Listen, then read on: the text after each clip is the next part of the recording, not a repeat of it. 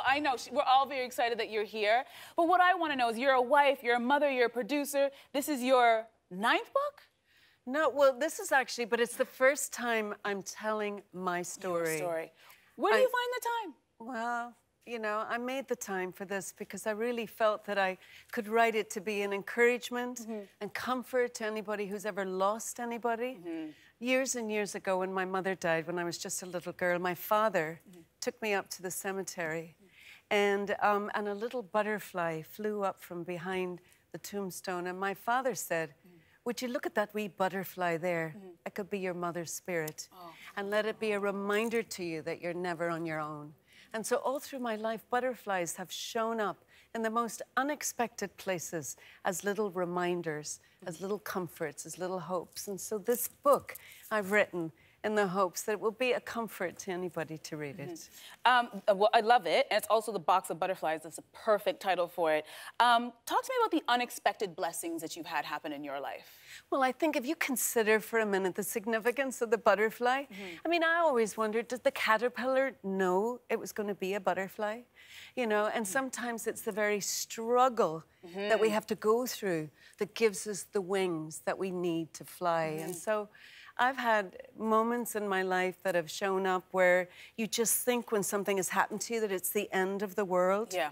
That, you know, that there's going to be no way around it. And it isn't until you're finally through it that you see the opportunity that lay within the obstacle. That's one of the things I really liked about the book. It's very encouraging, because you're right. When we're going through things and things are really down, you tend to think, you know what, this is it. Like, I have no more. You want to give up. But that's actually the best time, because this means that anything, the next thing that's going to happen for you is going to be wonderful, because you can only go up from there. Yeah, well, I know you've written a book about the challenges of being single. Oh, honey, that's a whole other topic. I know that you There's no butterflies in that one, Roma. I'm not going to lie to you. When I met my husband, I was least expecting it. I was having a manicure and a pedicure, and I had my feet in a bucket of water, and it was not the most glamorous version of myself. And he was having a haircut, and our eyes met in the mirror. And so there was an unexpected blessing that day, just to going in and getting my nails done. Oh, I'm going tonight. If that's how you met your husband, Mark Burnett, who we all know, getting your nails done, let's book that appointment. Now, when this book is very personal, was there ever a time when you thought, no, I don't think I want to tell that story, or that's a little too personal? Did you hold back anywhere? Certainly. You know, I have been on talk shows before, and I've been promoting either work that I've acted in, starred in, or work that I've produced. But this is the first time, really, that I'm out sharing my own story, and it leaves me a little bit vulnerable, to be honest. But I really just wanted to share the triumphs and the tragedies, you know, the hopes and the losses, the wins and the gains, because I think it's in that truthful sharing that other people may relate, you know. And I was thrilled I was able to include a foreword written by my former co-star and mentor, my wonderful Della Reese. Let's give her a round of applause, yes. She was a powerhouse and a huge part of the show. The two of you were almost like, it felt like a mother-daughter relationship. We absolutely were, and the relationship that you would have seen on the screen was reflected very much by our real-life love off the screen. She was a teacher to me. She was wise, she was funny, she was feisty. I remember when I first met her, I tell the story in the book about meeting her on the very first day of Touched by an Angel, and I went into the hair and makeup trailer, and to pay respect to her, I heard she'd arrived, and I put up my hand politely to shake her hand, and she just laughed, this easy laugh that she had, and she said, "Baby, I don't shake hands." She said, "I'm a hugger." And she just took me in her arms, and she held me there for the 25 years of our friendship.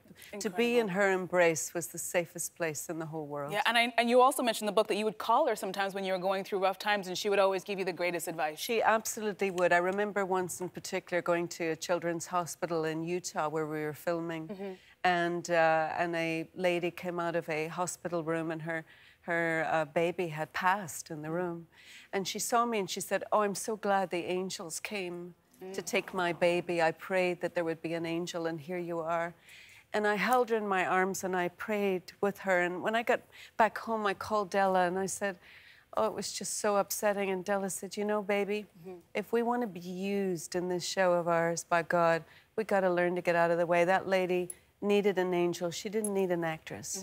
she needed an angel, and God sent And you that's what you there. gave to her. You hugged her right back. Yeah. That's fantastic. Now, you and your husband, Mark Burnett, also have been, you know, very vocal about your Christianity and your faith, and you've also produced a lot of faith-based productions. Yes.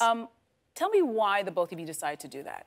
Well, you know, we love God, and you know, we have seen the power of God transform our lives, and we know that it's transformational, and we just wanted to tell the stories. And let's face it, whatever you believe, whether you're a person of faith or not, the Bible has some of the greatest stories ever told. And so we together were able to bring the Bible to the screen. Many friends told us that we were crazy, that no one would want to watch it.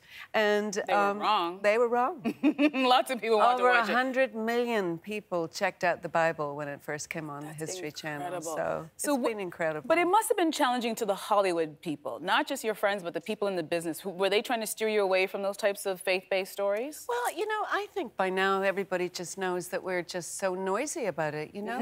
And I think that your faith can be demonstrated and show up best in how you are with other people. Are you kind? Are you respectful?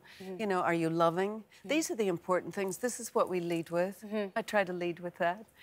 You know, and so, yeah, I mean, Hollywood is like anywhere else. There's, you know, there's really good people there. I mean, I think, and particularly lately, there's been so much bad press. So true. And it's been terrible. And thank God, maybe now the lights are on and that bad behavior is finally called out. There'll be accountability and that people will change how they are with women in our industry. But, you know, there are also good people there as well. And, you know, I think we need to remember that. Yeah, good people like you and your husband. Yeah. Thank you so much for coming by. This book is Box of Butterflies. It's fantastic. Roma, thank you for coming by. Continue. Good luck with your book.